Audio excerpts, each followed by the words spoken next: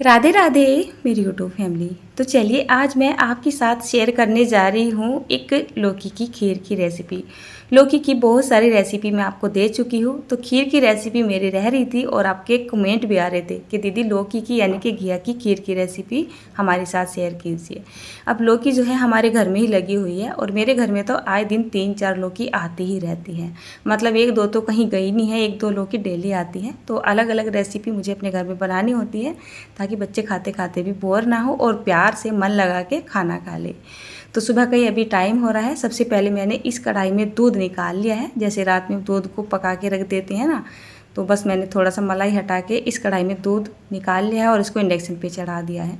यहाँ पर ये लौकी लेके आ गई हूँ और सबसे पहले हम क्या करेंगे, इसकी कटिंग कर लेते हैं।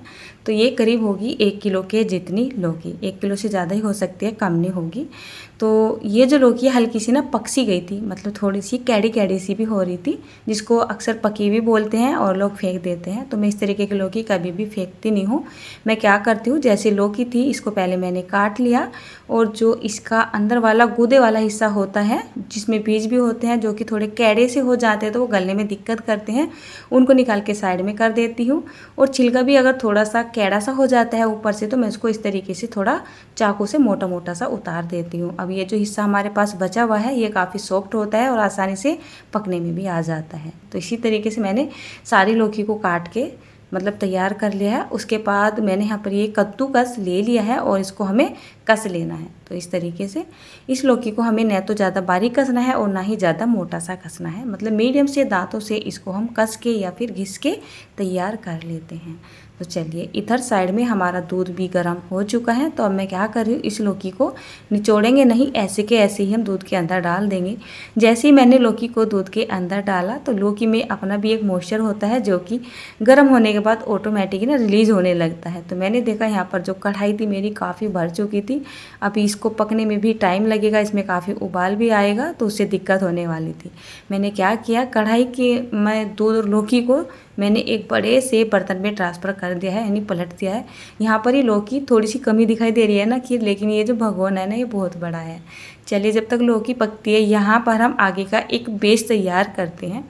जैसे मिक्सी का जार ले लिया है, यहाँ पर मैं ले रही हूँ करीब 15-20 जो है बादाम ले रही हूँ, थोड़े से काजू, मतलब मान सकते हो ऐसे 30-40 ग्राम मैंने काजू ले लिए हैं, 30-40 ग्राम के जितने बादाम ले लिए हैं और साथ में मैंने यहाँ पर करीब 50 ग्राम के जितना मिल्क पाउडर ले लिया है। बहुत अच्छा टेस्ट आता है, कभी इस तरीके से बना के देखिएगा। और जैसे मैंने ये ले लिया है, यहाँ पर करीब हम 100 ग्राम के जितना दूध डाल देते हैं, नॉर्मल ठंडा दूध डाल देंगे और इसका ढक्कन लगा के इसको बहुत ही बढ़िया से पीस के तैयार कर लेंगे। मतलब मिक्सी को थोड़ा रुक रुक के चलाएंगे, कभी हाई स्पीड पे चलाएंगे, करीब 1 से 1.5 मिनट के लिए इसको लगातार चलाते हुए पीसेंगे। क्योंकि जो मेरे ये ड्राई नट्स यानी कि जो काजू और बादाम थे इनको मैंने भिगोया नहीं था तो ये सॉफ्ट नहीं हो रहे थे, तो इनको पीसने में ना थोड़ा सा टाइम लगेगा। अच्छा काफ़ी दिन से मेरी साथ ऐसा चल रहा है, सुबह सुबह 9-10 बजे तक ना मेरी मतलब पूरा शरीर ना ऐसा रहता है टूटा टूटा सा। सुबह को उठ तो जाते हैं, नींद में झाड़ू भी लगा लेते हैं, नहा धो भी लेते हैं, नाश्ता वगैरह बना लेते हैं, बट आलस है कि उतरने का ना नाम ही नहीं लेता है। ये भी नहीं मैं बोल सकती हूँ कि तबीयत ख़राब हो रही है, बस थकान सी रहती है और आलस सा आया रहता है, बाकी और कुछ भी नहीं है। चलिए बीच बीच में मैंने खीर को भी चला दिया था और ये पेस्ट भी बन के तैयार हो चुका है। खिसका लेते हैं अपने इंडक्शन को।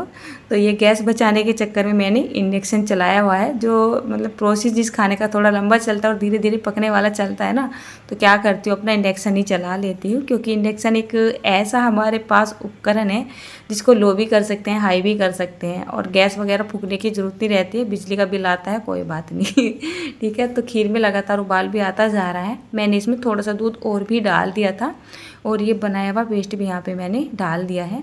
तो बस अब आपको ये ध्यान रखना है, जैसे ही आपने ये पेस्ट यहाँ पे डाला है तो अब आपको खीर को ज़्यादा देर के लिए नहीं छोड़ना है, इसको बीच बीच में ना चलाते रहना है।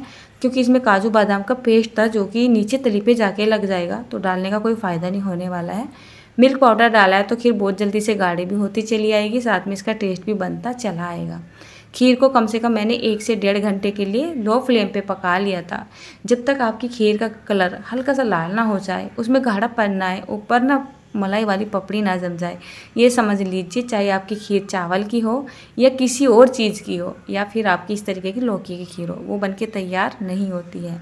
तो आज के नाश्ते में तो मैंने ये खीर ही बनाई है। आज मैं ना कोई चाय बनाने वाली, ना कोई दूध बनाने वाली, ना कोई रोटी बनाने वाली।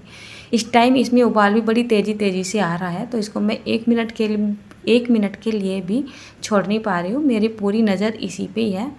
मीठा डालने का टाइम आ चुका है, खीर जो है पक चुकी है, ऊपर से भोग का टाइम हो चुका है क्योंकि सुबह के बज चुके हैं करीब 8 सवा 8 और इस खीर को मैंने करीब 7 बजे ही चढ़ा दिया था। तो पकाते पकाते 1 से सवा घंटे का टाइम हो चुका है। तो भोग के लिए तो मुझे खीर पहले ही देनी होगी क्योंकि भोग को देर होती जा रही है और मैं सोच रही हूँ खीर और थोड़ी सी पक जाए। तो मैंने यहाँ पर मीठा डाल दिया है, यानी कि चीनी डाल दी है। मैंने यहाँ पर करीब 100 से 150 ग्राम की जितनी चीनी डाली है। आप अपने टेस्ट के हिसाब से ही डालिएगा, जैसा मीठा आप अपने घर में पसंद करते हो आप ऐसा मीठा डाल सकते हो। यहाँ पर खीर को पकते पकते मैं बोल रही हूँ कि 1 से 1.5 घंटे का ही टाइम हो चुका है और जो खीर है काफ़ी हद तक गाढ़ी हो रही है, इसका कलर भी हमारा चेंज हो रहा है।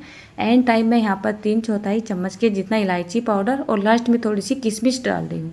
बस अब मैं और कुछ भी नहीं डालूँगी।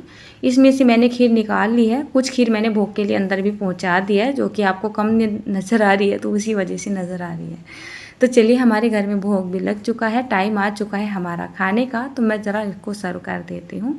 तो ये तो छोटी छोटी सी कटोरियाँ हैं, इसमें तो बात बनने वाली नहीं है। फ़िलहाल आपको सर्व करके दिखानी थी, हम खाएंगे बड़े बड़े कटोरों में। मैंने थोड़ा सा इसको बादाम डाल के ऊपर से गार्निश कर दिया है। तो मुझे लग रहा है आज की ये लौकी की खीर की रेसिपी आपको पसंद आएगी। पसंद आए तो लाइक करना, चैनल को सब्सक्राइब ज़रूर कर देना।